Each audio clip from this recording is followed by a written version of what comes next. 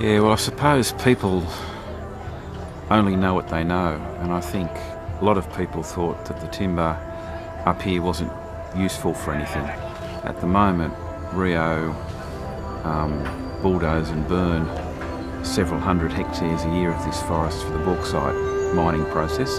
They then rehabilitate the site. I think it's just a shame that no one knew how valuable the timber was. For instance, you could have had a small wood-fired power station up here that would have displaced a megawatt of diesel or bunker oil generated electricity. It would have been creating jobs. At the moment, the timber's bulldozed, whereas if you were going in there with proper harvesting technology, you could salvage all the wood, basically. And again, there is no reason in the world that the rehabilitation contract on the sites couldn't have been done by the local people with some assistance from us. It's just a shame, but it's happened.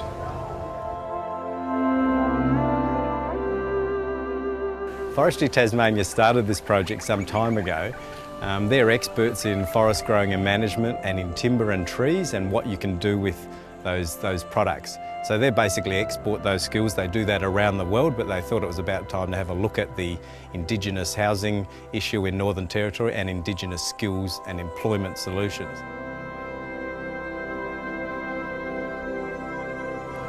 The reason that we've been closely involved with ForestWorks and the CFMEU is that we need to develop the skill base. We've got our own RT, our own Registered Training Authority, and we deliver training services all around Australia and in China and Uruguay and Chile and other places. It is much more difficult up here. I think when Gulkala and I first talked about this project, I think there was a fair bit of scepticism about whether it was possible or not. So one of ForestWorks' mode of operation is to ensure that training and skills development happens as part of employment, and so the whole model behind this process is developing sustainable businesses for Indigenous communities. So it's not about a training program per se, it's about employment through job creation that are based around real products and real businesses.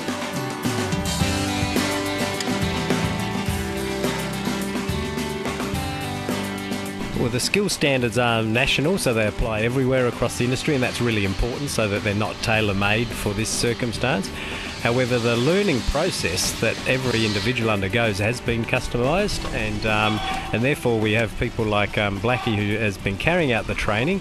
He's now training himself. He's going through a training process himself to be a qualified trainer, and he'll actually be performing the assessments that provide the qualifications.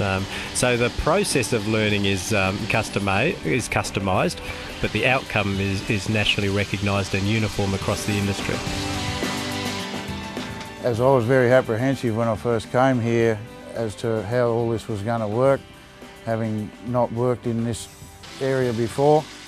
As a supervisor of the sawmill project, I've got 6 Indigenous employees underneath me and these guys have cut the timber to build this 5-bedroom bunkhouse here at Garma, so they can come to their homeland and then come to work at the sawmill and do a good day's work and come back here overnight. This is their homeland. They enjoy coming here, they enjoy living here. We call it Wanga. It's a place like to stay here for every month. So what we have here is a bunkhouse that's been built by trainees. Trainees not only learning skills, but they've actually been in employment.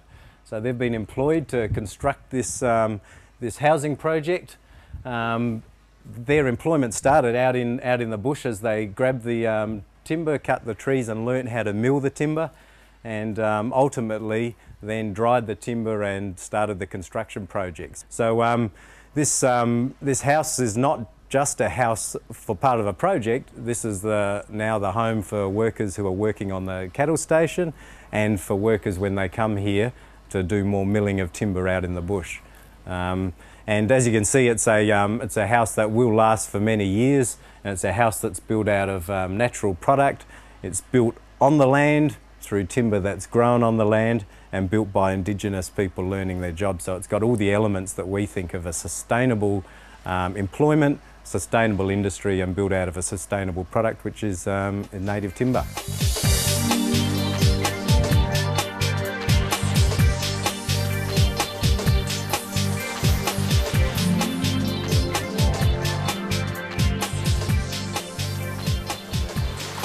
Moving on from the bunkhouse, this is an excellent example of what can be done with timber. As you can see here, a 3-bedroom house that's built mainly of timber, sourced locally and built by local Indigenous labour who have learnt a lot of skills and competency on the job. Now, this is a great example of what can be done sustainably. This house stores a lot of carbon, and it's a really good example of sustainable development for the Northern Territory. There is a housing shortage here, and this is one of the solutions to housing. This is the start potentially of a great industry employing local labour and using local products. From the footing, steel footings up to the roof trusses is basically all the Homelands timber that they've cut. There's 200 by 50s, there's 100 by 25s, there's 100 by 50s, up to 150 by 50s in the roof, and 150 by 25 and 100 by 25 on the walls as cladding. So they've had to be trained in different cutting patterns out of each log, and to be able to read each log and cut the best timber they can for the building requirements of the house.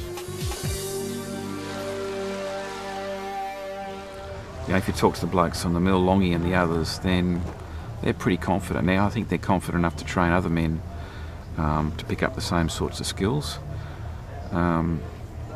Again, if we can get the rotary veneer up and running, that adds a whole dimension of extra work and extra markets.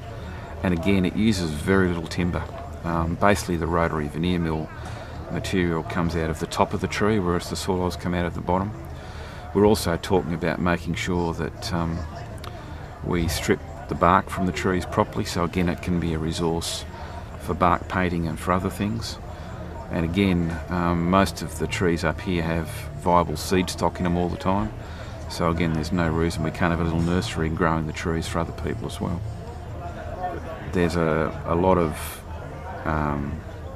issues that aren't to do with the training itself that seem to disrupt things, but you know, there's been blokes who've stepped up and accepted responsibility and who are now more than capable of running the sawmill by themselves. Mark Blackwell, who came up here from Tassie, has done a great job giving the blokes the confidence and the skills. It probably needs another level of skill improvement to make sure the furniture factory can be run at a level that will produce furniture that's saleable and profitable. And I think Damien Wright coming up here with his furniture making skills has been great. Again, it's shown people a vision of what's possible, and often, unless you can see what's possible, you don't think you can get there. One of the things we have learnt through working with Indigenous communities in lots of different states of Australia is Indigenous communities are looking for real job outcomes, and they're not looking for training's sake, and they're not looking for Mickey Mouse training. So what our job is to source employment opportunities in the forest and forest products industry, and then to provide training and skills development solutions for Indigenous communities. One of the key parts about working in a sustainable industry like the forest and forest products is that we're coming up with solutions to use every bit of the timber resource. So that includes a range of products from a log, from basic building products, including high-level furniture products, but then also there's the opportunity to develop renewable energy from timber biomass. And so particularly in the Northern Territory, a lot of remote communities use diesel and other forms of energy at high cost. There's a great opportunity to start getting involved in bioenergy out of forest products. It would be nice to have some Commonwealth Department assistance in it. At the moment it's basically being run by goodwill from the people that have been helping in the project. And our RTO status allows us to at least recover our costs from delivering the training.